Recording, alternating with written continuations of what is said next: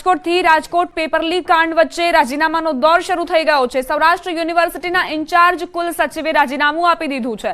કુલપતિ નીલાંબરી દવેને રાજીનામું આપ્યું। ગુજરાત સ્થાપના દિને નાયબ કુલ સચિવ રમેશ પરમાર દ્વારા રાજીનામું અપાયું।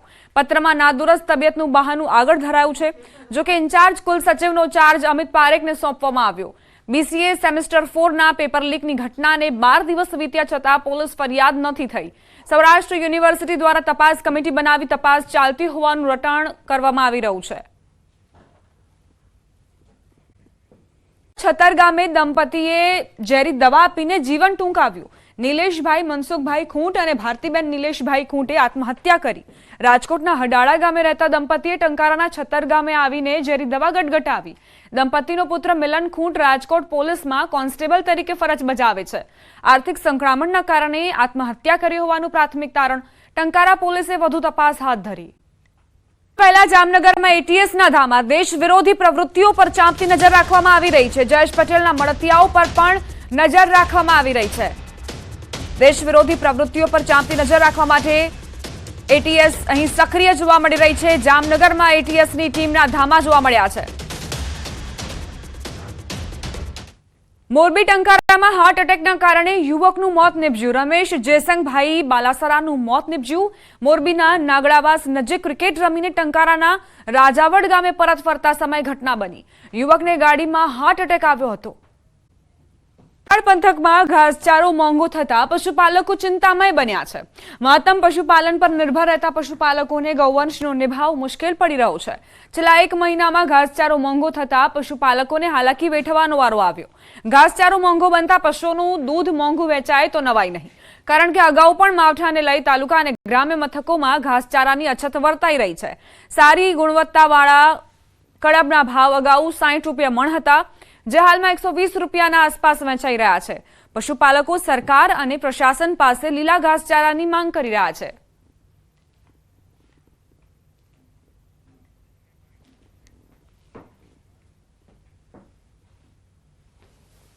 રૂપિયા હતા, આજ એની જગ્યાએ 120 રૂપિયા કડબના ભાવ થઈ ગયા છે। ખોળ, કપાસિયા, આજ માલધારીને દૂધ વેચવું એ પણ મોંઘું થઈ ગયું છે। જો આનો પ્રશ્ન હલ કરવામાં નહીં આવે તો માલધારી સમાજ ભેગો થઈ અને પણ કલેક્ટર કચેરીએ ધરણા પણ કરશે। ગુજરાત રાજ્યની અંદર માલધારી સમાજની ઘાસચારો અને ખોળ કપાસિયાના ભાવ વધવાથી ખૂબ જ વિકટ બની છે।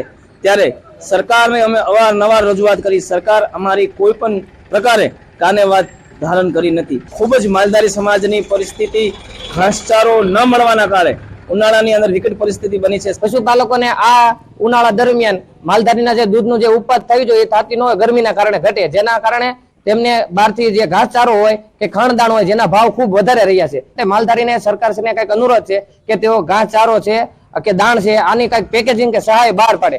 બેઠક પર રસપ્રદ જંગ જામ્યો છે। નર્મદાના સાગબારાના અંતરિયાળ વિસ્તારમાં સભાને સંબોધતા ભાજપ ઉમેદવાર મનસુખ વસાવાએ આમ આદમી પાર્ટી અને તેમના ઉમેદવારને આડે હાથ લીધા। તેમણે કહ્યું, ચૂંટણી પૂરી થશે એટલે બધા ઊભી પૂછડીએ ભાગશે।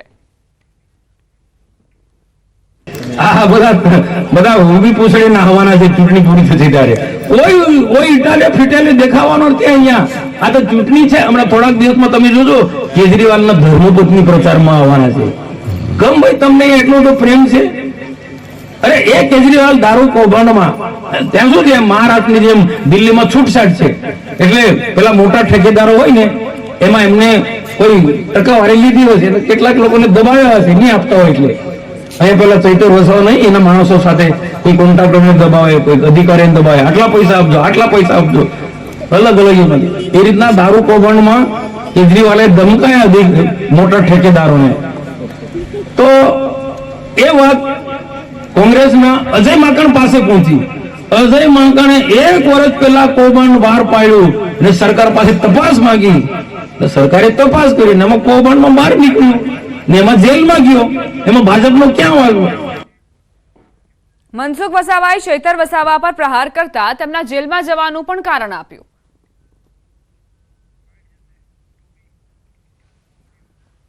ચૈતર વસાવા જેલમાં કેમ? માથે પડે અમારા માટે કે ભાજપ, મનસુખભાઈ, મોતીભાઈ આ બધા ચૈતરથી ડરે છે। એટલે તારાથી કોઈ કૂતરું બી નથી ડરતું, તારાથી કોઈ બલાડું બી નથી ડરતું। ખોટી વાતો શું કરે છે? પણ જેલમાં કેમ ગયો? પેલા ફોરેસ્ટર ભીડગાડ આદિવાસી હતા ને જમીનના બાબતે જંગલની જમીન લઈને એને માર્યા, ઘરે બોલાવીને ઢોર માર માર્યો, સખત માર માર્યો. એના કાર્યકર્તા છોકરાને માર્યો તો બીજાને હું છોડે? અને 60,000 લીધા. અને એ જે ભીડગાડ ને ફોરેસ્ટરે એમના ઉપલા અધિકારીને વાત કરી ને ઉપલા અધિકારીએ કહી દીધું કે ફરિયાદ કરો ને ફરિયાદ કરી, એફઆઈઆર થઈ, જેલમાં ગયો. એવા તો 13 જેટલા ગુના છે.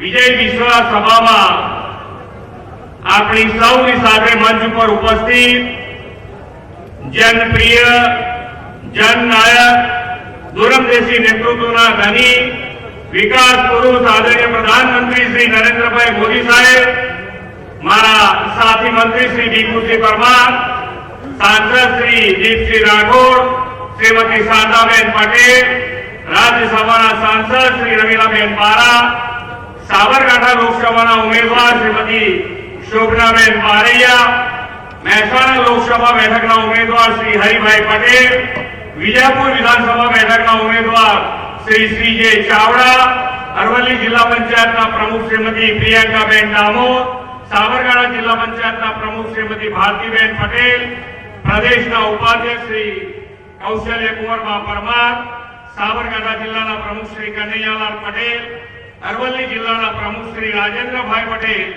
મારા સૌ સાથી ધારાસભ્ય શ્રી બીડી ઝાલા, શ્રી રમણભાઈ વોરા, શ્રી ગજેન્દ્રભાઈ પરમાર, શ્રી પીસી વરંડા, શ્રી સરદારભાઈ ચૌધરી, શ્રી ધવલસિંહ ઝાલા, શ્રી બલરાજસિંહ ચૌહાણ, પ્રદેશ કિસાન મોરચાના અધ્યક્ષ શ્રી હિતેશભાઈ પટેલ, જિલ્લા સંગઠન તથા લોકસભા બેઠકના પ્રભારીશ્રીઓ, ચૂંટાયેલા જનપ્રતિનિધિ, સંગઠનના પદાધિકારી, વિશાળ સંખ્યામાં ઉપસ્થિત સૌ ભાઈઓ બહેનો યુવાનો, પ્રેસ મીડિયાના મિત્રો, સૌને મારા નમસ્કાર.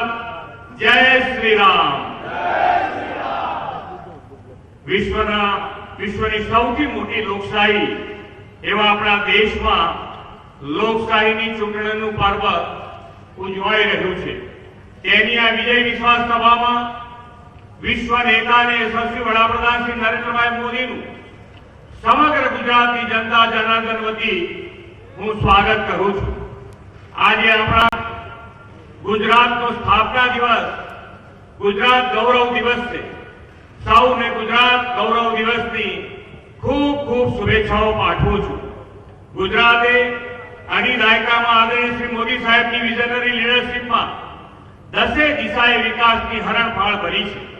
આદરણીય નરેન્દ્રભાઈના નેતૃત્વમાં ગુજરાતનો આ વૈશ્વિક વિકાસ જ વિકાસની રાજનીતિ, પોલિટિક્સ ઓફ પરફોર્મન્સની સચોટ સાબિતી છે.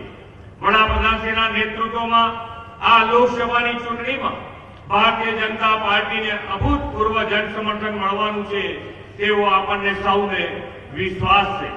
આખી દુનિયાની નજર આ ચૂંટણી પર છે, કેમ કે 140 કરોડ ભારતવાસીઓ શ્રી નરેન્દ્રભાઈ મોદીને સતત ત્રીજી વાર વડાપ્રધાન બનાવવાનું મન બનાવી લીધું છે.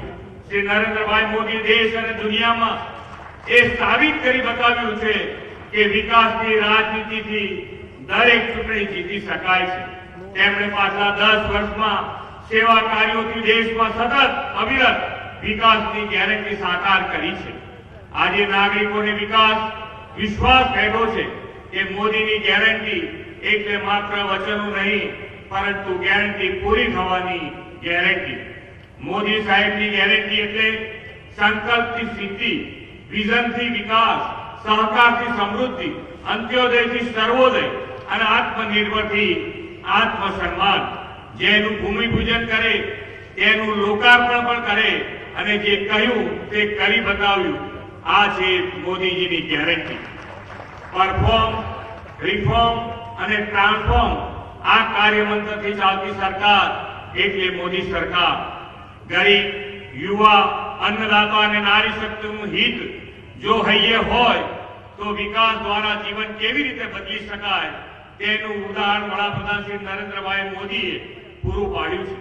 દરેક વર્ગ, દરેક વયજૂથ, દરેક સમાજ, દરેક નાગરિકના જીવનમાં સર્વાંગીણ વિકાસ માટેની ગેરંટી આદરણીય મોદી સાહેબે આપી છે. આ ગેરંટી એટલે દેશની કરોડો માતાને ચૂલાના ધુમાડામાંથી મુક્તિ આપીને પીએમ ઉજ્જવલા યોજનાથી ગેસ કનેક્શનની ગેરંટી, દેશના કરોડો ગરીબ પરિવારને પ્રધાનમંત્રી ગરીબ કલ્યાણ અન્ન યોજનામાં વિના મૂલ્ય અનાજની ગેરંટી, આયુષ્માન ભારત જેવી વિશ્વની સૌથી મોટી આરોગ્ય યોજનાથી મફત અને શ્રેષ્ઠતમ સ્વાસ્થ્ય સેવાઓની પણ ગેરંટી, પીએમ આવાસ અને શ્રમ રીડેવલપમેન્ટ યોજનાથી દરેકને તેમના સપનાના ઘરની અને સૌને પાકા આવાસની આપવાની ગેરંટી, પીએમ સૂર્ય ઘર તરફ ઘર મફત વીજળી યોજના હેઠળ ગરીબ પરિવારને મફત વીજળી આપવાની ગેરંટી, નાના ફેરિયાઓ લારી ગલ્લા ધરાવતા નાના વેપારીઓને પીએમ સ્વનિધિ દ્વારા લોન આપીને આત્મનિર્ભર બનાવવાની ગેરંટી, આત્મનિર્ભરતાથી આત્મસન્માન સાથે ભારતને વૈશ્વિક મેન્યુફેક્ચરિંગ હબની ઓળખ અપાવીને દુનિયાની ત્રીજી આ મોટી આર્થિક તાકાત બનાવવાની ગેરંટી,